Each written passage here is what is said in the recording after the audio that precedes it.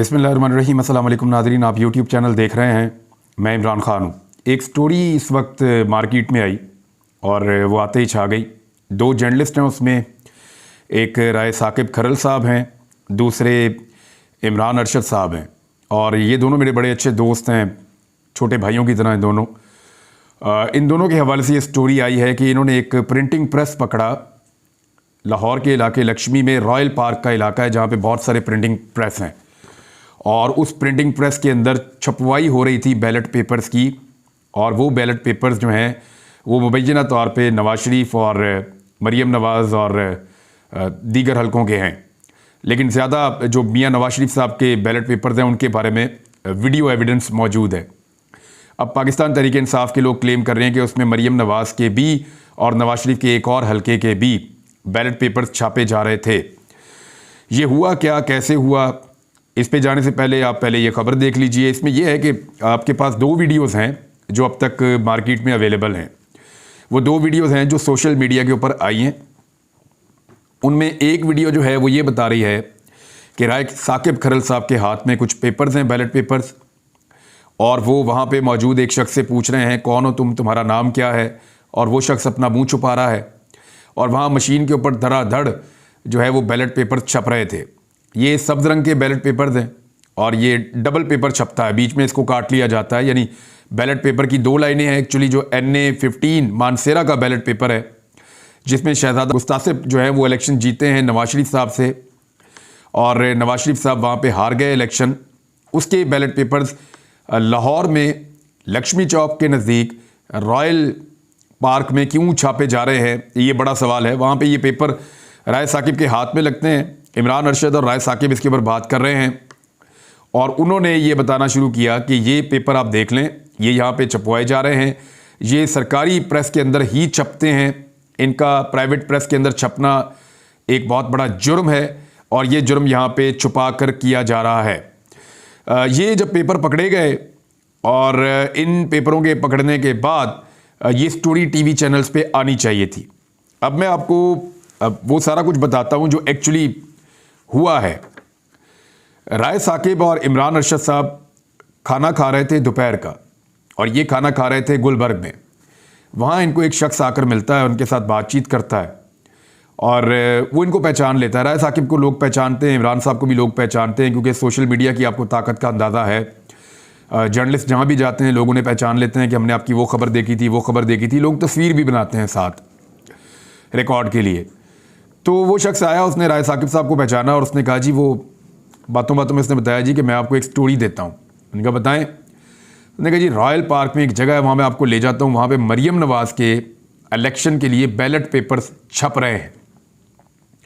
अब इन दोनों के लिए बहुत बड़ी स्टोरी थी। इन्होंने फौरी तौर पर इससे पहले कि ये दफ्तर से उसने कहा जी अभी छप रहे हैं, अभी पेपर छप रहे हैं, मैं आपको अभी ले जाकर दिखा देता हूँ। तो ये फ़ौरन उठे, इन्होंने कहा चलो हमें ले जाओ। इनके पास इतना टाइम भी नहीं था कि ये दफ्तर से अपने कैमरामैन्स को और टीम्स को बुलाते। इन्होंने अपने मोबाइल फ़ोन्स पकड़े और उन्होंने कहा मोबाइल फ़ोन का दौर है, मोबाइल फ़ोन में हर चीज़ रिकॉर्ड हो जाती है। और ये फौरी तौर पे उसके साथ निकले और वो रॉयल पार्क के अंदर गलियों में ले गया। वहाँ पे एक बिल्डिंग थी, उसके दूसरे फ्लोर के ऊपर मशीनें लगी हुई थी, नीचे ऊपर हर तरफ वहाँ पर यही मशीनें लगी हुई हैं, वो सारे प्रिंटिंग प्रेस हैं वहाँ पर। तो ऊपर वाली मंजिल पे जो मशीनें लगी थी उनमें से जो आखिरी वाली मशीन थी, उस मशीन के ऊपर बैलेट पेपर छप रहे थे। जैसे ही ये वहाँ पहुँचे और इन्होंने जाकर देखा, अच्छा वो शख्स भी इनके साथ गया। फिर जब ये अंदर गए और इन्होंने ये कार्रवाई शुरू की तो बहुत सारे लोग भी आसपास से जमा होना शुरू हो गए। थोड़ी देर के बाद वहाँ पे रश लग गया और तरह तरह के लोग वहाँ पे आ गए और उन्होंने बातें करना शुरू कर दी। इन लोगों ने जाते ही राय साकिब ने और इमरान अरशद ने, इन्होंने वहाँ पे बहुत सारी रिकॉर्डिंग कर ली अपने मोबाइल फ़ोन्स में। अपने मोबाइल फ़ोन्स में इन्होंने रिकॉर्डिंग की। वहाँ पे लोकल भी लोग इनको मिल गए और वो इनको कहना शुरू हो गए कि ये देखें कितनी बड़ी ज़्यादती हो रही है, हमें तो आइडिया नहीं था कि यहाँ पे ऐसा काम हो रहा है। इन्होंने वहाँ पे जो लड़का था जो छाप रहा था उससे जब सवाल जवाब किए तो वो जवाब नहीं दे पा रहा था। तो फौरी तौर पे एक बंदा आया जिसने कहा मैं इस प्रेस का इंचार्ज हूँ, आप मेरे से बात करें। तो इन्होंने उससे पूछा कि आप इसके इंचार्ज हैं, इसका मालिक कौन है? तो उन्होंने को मियाँ साहब करके नाम बताया कि वो बंदा मालिक है। तो जब मालिक के बारे में पूछा तो उसने कहा जी कि मालिक का ताल्लुक PMLN से है। ये भी उस बंदे ने जो वहाँ पे इंचार्ज है उसने कंफर्म किया। और ये जो असल वीडियो रिकॉर्ड हुई है जिसका रिकॉर्ड राय साहब के पास है या इमरान अरशद साहब के पास होगा। ये जो असल वीडियो रिकॉर्ड हुई है उसके अंदर बाकायदा उस बंदे का नाम और उसकी सियासी वाबस्तगी भी बताई गई है। अब वहाँ पे नून लीग का बंदा है, उसके प्रिंटिंग प्रेस के अंदर जो है वो पेपर्स छापे जा रहे हैं और पेपर्स छापे जा रहे हैं नवाज शरीफ के हल्के के। ये कहानी बड़ी मशकूक हो जाती है। जब ये रिकॉर्डिंग कर रहे थे तो इन्हें खतरा महसूस हुआ दोनों सहाफ़ियों को, क्योंकि लोग अजीबोगरीब इकट्ठे हो रहे थे और रश लग रहा था और वो सारे आसपास प्रिंटिंग प्रेस हैं, उनकी एक यूनियन भी है और वो इकट्ठे होकर हमला भी कर सकते थे, इनके मोबाइल फ़ोन भी छीने जा सकते थे। तो क्योंकि वहाँ पे लोग इकट्ठे थे, उनमें से एक आदमी को इन्होंने थोड़ा सा काबिल एतबार पाया और दोनों सहाफ़ियों ने रिकॉर्ड को महफूज रखने के लिए दोनों सहाफ़ियों ने अपने मोबाइल फ़ोन उस नौजवान को पकड़ा दिए और उससे कहा कि फ़लाँ जगह पे हमारी गाड़ी खड़ी है, आप हमारी गाड़ी के नज़दीक जाकर खड़े हो जाएं, जब हम आएंगे तो आपने हमारे फ़ोन हमें वापस कर देने। और उस शख्स का फ़ोन ले लिया कि आप अपना फ़ोन हमें दे दें, हमने थोड़ी सी रिकॉर्डिंग करनी है। वो शख्स अपना फ़ोन इन्हें देखकर इनके दोनों टेलीफोन लेकर चला गया, मोबाइल फ़ोन लेकर चला गया गाड़ी के पास। वो वहाँ जाकर खड़ा हो गया और इन्होंने उस शख्स के मोबाइल से 2 वीडियोस रिकॉर्ड की, जिसको आप इंट्रो कह सकते हैं। यानी ये जो वीडियो आप देख रहे हैं ये उस शख्स के मोबाइल फ़ोन से रिकॉर्ड हुई हैं जो अननोन आदमी है, जिसका ताल्लुक सिर्फ राय साकिब साहब से और उस सहाफ़ी से इमरान अरशद साहब से वक्ती तौर पे बना था और ये उनके साथ राब्ते में है। ये मैं आपको कंफर्म कर दूं क्योंकि बाद में इन्होंने वी ट्रांसफ़र के ज़रिए से उस बंदे से फुटेज मंगवाई थी कि जनाब जो फुटेज हमने आपके फ़ोन में बनाई है वो हमें आप वी ट्रांसफ़र कर दें। वी ट्रांसफ़र जो है ना फुटेज भिजवाने का एक तरीका होता है, जैसे आप व्हाट्सएप करते हैं या कुछ और। तो उस बंदे ने वो फुटेज इनको भेजी भी थी, लेकिन इन्होंने उस बंदे के मोबाइल से वो फुटेज डिलीट नहीं की। इन्हें लगता था जब ये दफ्तर जाएंगे ये स्टोरी चल जाएगी। ये वहाँ से जब निकले सारी सिचुएशन काफ़ी टेंस हो गई। इन्होंने कहा पुलिस को कॉल किया जाए, इंतज़ामिया आना शुरू हो गई। फिर ये वहाँ से निकल गए दोनों सहाफ़ी। इन्हें अंदाज़ा हो गया कि ये यहाँ पे मामला बढ़ता जा रहा है और इनके पास बहुत बड़ा स्कूप था, बड़ी एक्सक्लूसिव इनके पास एक स्टोरी थी। अब ये जब निकले तो इनके दिमाग में बहुत सारे सवालात थे। एक तो ये था कि क्या ये स्टोरी जो है इसकी मज़ीद छानबीन की ज़रूरत है, क्या अपने सोर्स को मज़ीद चेक करना चाहिए। लेकिन साथ ही साथ ये भी कह रहे थे और इनका ये मानना था उस वक्त, और मैं भी एक सहाफ़ी के तौर पे यही कहूँगा कि ये खुद एक बहुत बड़ी स्टोरी है। ये पेपर कौन छपवा रहा था, किस तरह छप रहे थे, ये साजिश किस तरह हुई है, इसके पीछे कौन है, ये सारी चीज़ें सानवी हैं। असल बात तो ये है कि एक सरकारी पेपर जिसको सरकार के प्रिंटिंग प्रेस में छपना चाहिए, वो पेपर कैसे मुमकिन है कि एक प्राइवेट प्रिंटिंग प्रेस के अंदर छप जाए। बहुत बड़ा सवाल है। ये सवाल इतना बड़ा था, अज खुद इतनी बड़ी स्टोरी थी कि इसको फौरी तौर पे टीवी चैनल्स पे चलना चाहिए था। हम न्यूज़ के साथ वाबस्ता है राय साकिब और इमरान अरशद साहब वाबस्ता हैं न्यूज़ के साथ। ये दोनों अपने अपने चैनल्स को जाके बताते हैं कि हमारे पास ये स्टोरी है और दोनों चैनल्स चलाने से इनकार कर देते हैं। दोनों चैनल्स ने कैटेगोरिकली मना कर दिया कि ये स्टोरी नहीं चलानी और फिर दबाव का एक सिलसिला था। ना तो इमरान अरशद साहब ने और ना ही राय साकिब साहब ने, दोनों ने अपने अपने ट्विटर से या अपने अपने सोशल मीडिया पे एक भी चीज़ शेयर नहीं की। ये दोनों सहाफ़ी एक चैनल से वाबस्ता ज़रूर है, लेकिन इसके साथ साथ ये दोनों सहाफ़ी अपना सोशल मीडिया भी इस्तेमाल करते हैं और इन दोनों सहाफ़ियों ने, बड़े क्रेडिबल जर्नलिस्ट हैं, मेरे छोटे भाइयों की तरह हैं, इन दोनों ने अपने सोशल मीडिया के ऊपर भी इस स्टोरी को पेस्ट नहीं किया, नहीं डाला, क्योंकि वो ये समझते थे कि ये बहुत बहुत हैवी चीज़ है। अगर चैनल इसका बोझ नहीं उठा रहा तो इसका रिएक्शन बड़ा खौफनाक आएगा। वो इस कैलकुलेशन में थे कि क्या करना चाहिए। और ये जो छापा पड़ा है इसकी तारीख मैं आपको बता देता हूँ, ये 16 तारीख को पड़ा है, जुम्मे वाले दिन। जुम्मे वाले दिन 16 तारीख को ये स्टोरी जो है वो रिकॉर्ड हुई है और उसके बाद लाहौर के कुछ सहाफ़ियों को इसके बारे में कुछ ना कुछ पता ज़रूर था। कुछ सहाफ़ी इसके बारे में जानते थे। मेरी एक चैनल के ब्यूरो चीफ से बात हुई, बड़े चैनल के ब्यूरो चीफ हैं, वो कह रहे हैं जी हमने भी अपना बंदा भेजा था बाद में, लेकिन तब तक मामला साफ़ हो गया था। और वो ये कह रहे हैं कि ये खबर मार्केट के अंदर फैली हुई थी, लेकिन ये चला कोई नहीं पाया क्योंकि जिनके पास सबूत थे वो चला नहीं रहे थे और हमारे पास था कुछ नहीं चलाने के लिए। तो ये 16 तारीख का वाक़या है, 2 दिन गुजर चुके थे, किसी के पास कुछ नहीं था। उसके बाद ये होता है कि तहरीक-ए-इंसाफ को भिनक पड़ती है कि यहाँ पे ये काम हो रहा था। वो अपनी एक टीम को उस इलाके में भेजते हैं और वो जाके ढूंढना शुरू करते हैं लोग कि जनाब कुछ तो उनको मिले। वो इनसे भी रब्ता करते हैं, इनसे रब्ता नहीं होता। राय साकिब साहब का अभी भी नंबर बंद है, इमरान साहब से भी रब्ता नहीं होता, उनसे भी नहीं हो रहा। तो जब दोनों सहाफ़ियों से रब्ता नहीं हो रहा था तो पाकिस्तान तहरीक-ए-इंसाफ ने, जो वहाँ पे उनके लोगों ने इन्वेस्टिगेट किया मकामी लोगों ने, तो उन्हें एक शख्स के मोबाइल फ़ोन से और एक दूसरे शख्स के मोबाइल फ़ोन से 2 वीडियो क्लिप मिल गए। एक वही शख्स जिसके मोबाइल में राय साहब ने रिकॉर्ड किया था, राय साकिब ने, और दूसरा शख्स एक और शख्स था, वहाँ पे मैं उसका आइडेंटिफिकेशन नहीं बताना चाहता मैं दोनों की।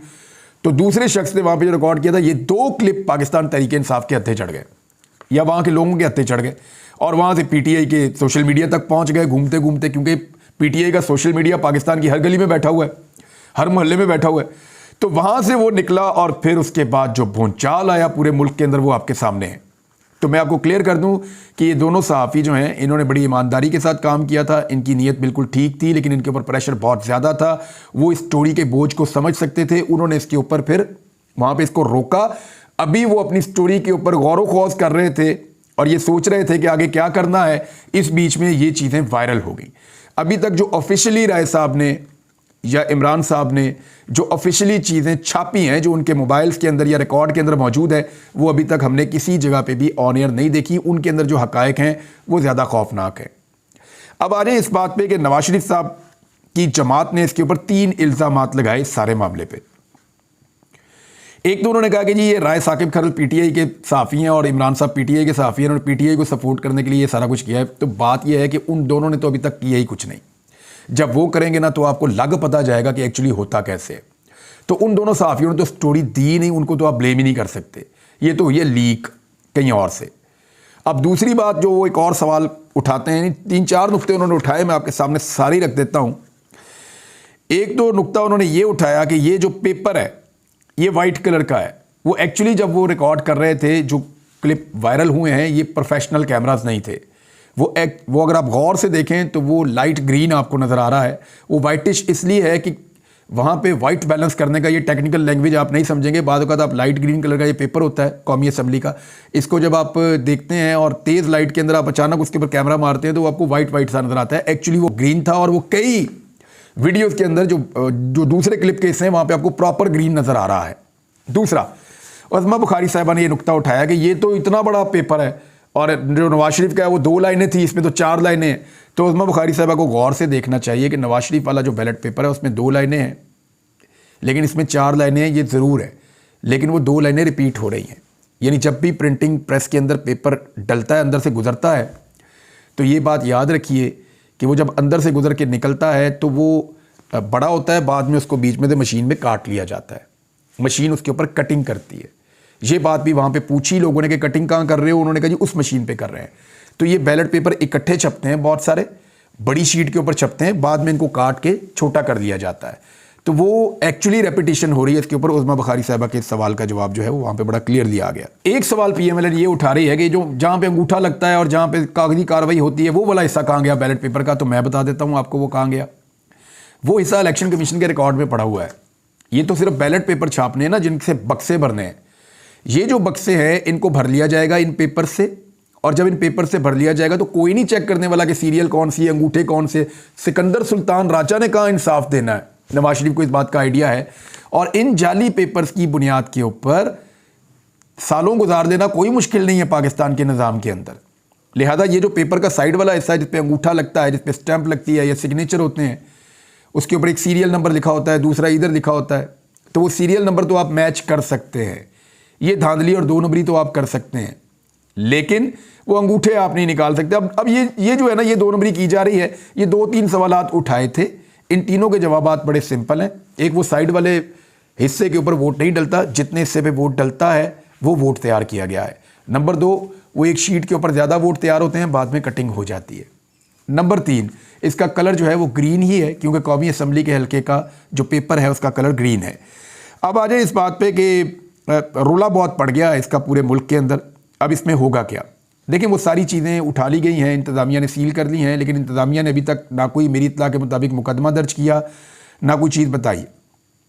देखिए, अगर तो ये एक साजिश है और ये 2 नंबरी की जा रही है तो इसके ऊपर एक मुकदमा दर्ज होना चाहिए था ना।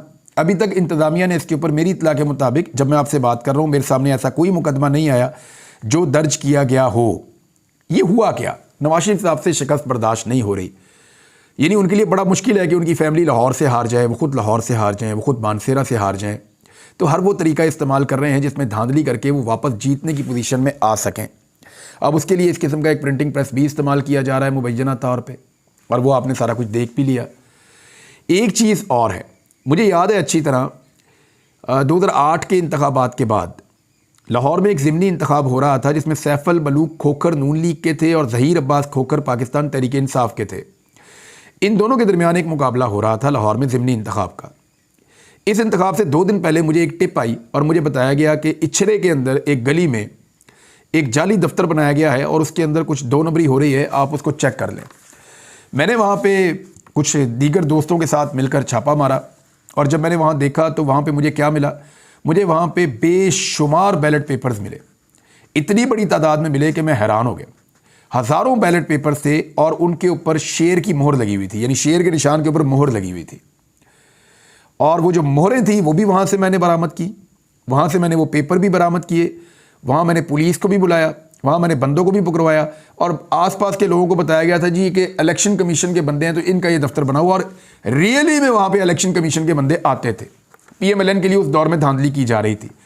तो वो जाली एक दफ्तर हमने पकड़ा और उसके अंदर से ये सारी चीज़ें उस दौर में भी बरामद की। तो ये PMLN का पुराना तरीका वारदात है, ये उससे मिलती जुलती चीज़ है जो इन्होंने दोबारा कर दी है। अब सुप्रीम कोर्ट ऑफ पाकिस्तान में धांधली वाला केस लगा हुआ है। सुप्रीम कोर्ट ऑफ पाकिस्तान को ये चाहिए कि ये भी सारा रिकॉर्ड मंगवाएं और ये बैलेट पेपर्स भी मौजूद है, वहाँ मुकामी लोगों के पास भी मौजूद है, मंगा के देखें और चेक करें, पता करें कि इंतज़ामिया ने इसके ऊपर क्या किया है। कमिश्नर को भी बुलाएं, इन दोनों सहाफ़ियों को भी बुलाएं और इनसे पूछें कि इन्होंने वहाँ पे क्या देखा। ये जो पेपर था उसकी क्वालिटी के हवाले से मैंने ख़ास तौर पे जो मेरे सोर्सेज हैं उनसे पूछा तो उन्होंने कहा हैरान कुन हद तक ये जो पेपर था ये उसी पेपर की तरह था जिस पेपर पे वोट डले हैं। आपको पता है ये ख़ास पेपर होता है, ये आम आदमी को नहीं दिया जाता, ये मार्केट में अवेलेबल भी नहीं होता। जिस पेपर के ज़रिए वोट बनता है और उसके ऊपर वोट डाला जाता है, ये ख़ास पेपर होता है और उससे बिल्कुल मिलता जुलता पेपर या बिल्कुल वही पेपर, यानी वहाँ लोग ये भी बता रहे हैं कि हमें तो शक हो गया कि ये वही पेपर है जो इलेक्शन कमीशन ऑफ पाकिस्तान का पेपर है। तो जब उनसे पूछा गया वहाँ पे जो प्रिंटिंग प्रेस वाले हैं तो उन्होंने कहा जी अभी हमें ये पेपर थोड़ी देर पहले पहुँचाया गया है, चंद घंटे पहले हमें कहा गया कि इसकी प्रिंटिंग की जाए और हम ये प्रिंटिंग कर रहे हैं। वहाँ जो एक और बंदा था उसने क्लेम किया कि यहाँ कुछ और हलकों के पेपर भी छापे गए हैं, बैलेट पेपर छापे गए हैं। तो ये है जी असल कहानी, मैंने आपके सामने रख दी है।